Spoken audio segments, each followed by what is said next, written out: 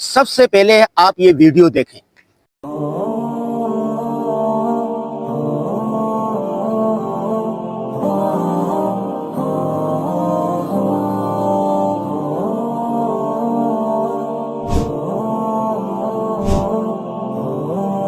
یہ کراچی کی نیپا چورنگی کے مین ہال میں گر کر ہلاک ہونے والا، مرنے والا معصوم بچہ ہے۔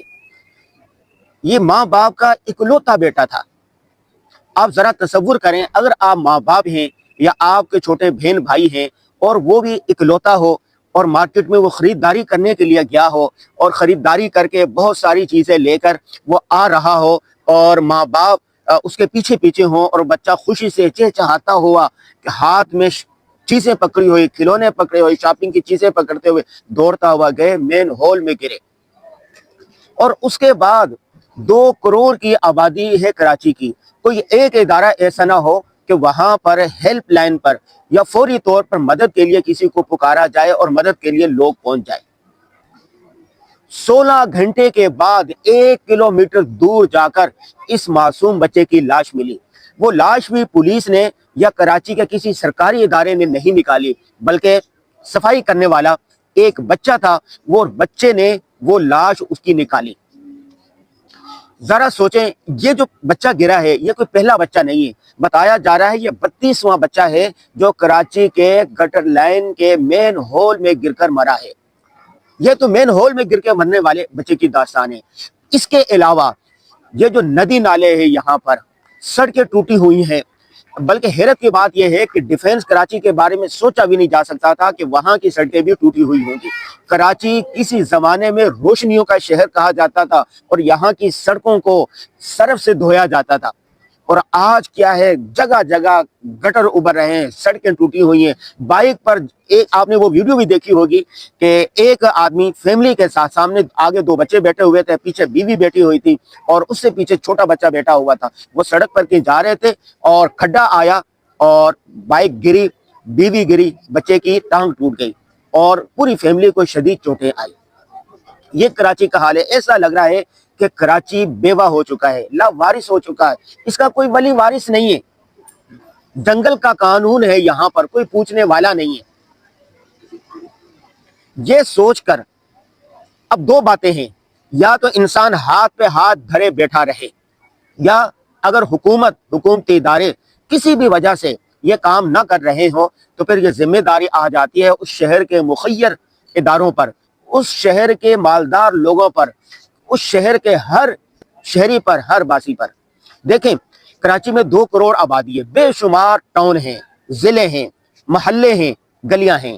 اگر ہر شخص یہ تہیہ کر لے کہ مجھے اپنے گھر کے سامنے جو گلی ہے اس کو صاف رکھنا، گھر کے سامنے 1 مین ہول ہوگا، گلی میں 2 مین ہول ہوں گے، کیا کریں، پورے گلی والے مل کے اس گٹر لائن کو صاف کر لیں، اس گٹر کو صاف کر لیں، مین ہول کے جو ڈھکن ہے وہ درست کر لیں، صفائی کر لیں، وہ روڈ بنا لیں۔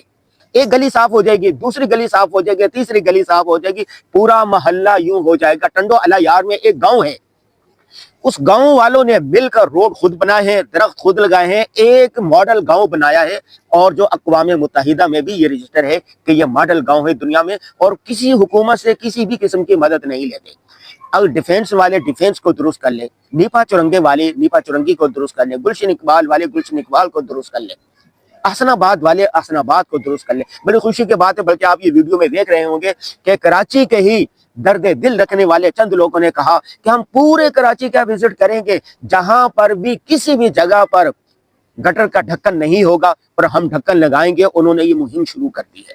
میرا کل ناظم آباد میں جانا ہوا، مین روڈ پر ایک بڑا گٹر ہے، اس کا ڈھکن نہیں تھا، میں نے دیکھا کہ وہاں پر وہ ڈھکن لگا رہے ہیں۔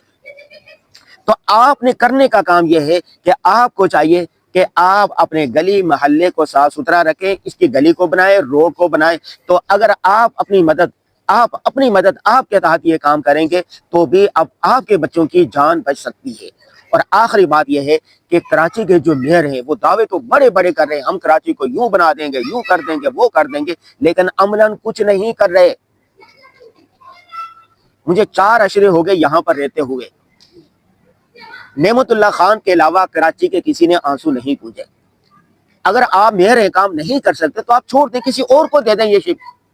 جب میئر مرتضی وہاب پر تنقید ہوئی، لوگوں نے آڑوں ہاتھوں لیا، تو اس کے بعد وہ جو معصوم بچہ، چھوٹا سا بچہ گٹر میں ڈوب کر مرا ہے، اس کے والدین کے گھر پہ گئے اور جا کر انہوں نے معذرت کی۔ چلو اچھی بات ہے، دیر آیا درست آیا، شرمندگی تو ہوئی نا ان کو، لیکن اب ایسا نہیں ہونا چاہیے۔ نمبر 2، آپ نے اپنی مدد کے تحت اپنے علاقے کو صاف رکھنا ہے۔ اور آخری بات ہے کہ اللہ تعالیٰ سے دعا بھی کریں کہ ہمیں، اللہ مسبب الاسباب ہے، ہم اہل کراچی کو، کراچی والوں کو کوئی ایسا میئر دے، کوئی ایسا حکمران دے جو اس شہر کو اون کرے، جو اپنا گھر کی طرح اس کو سمجھے اور اس شہر کی قسمت بدل دے۔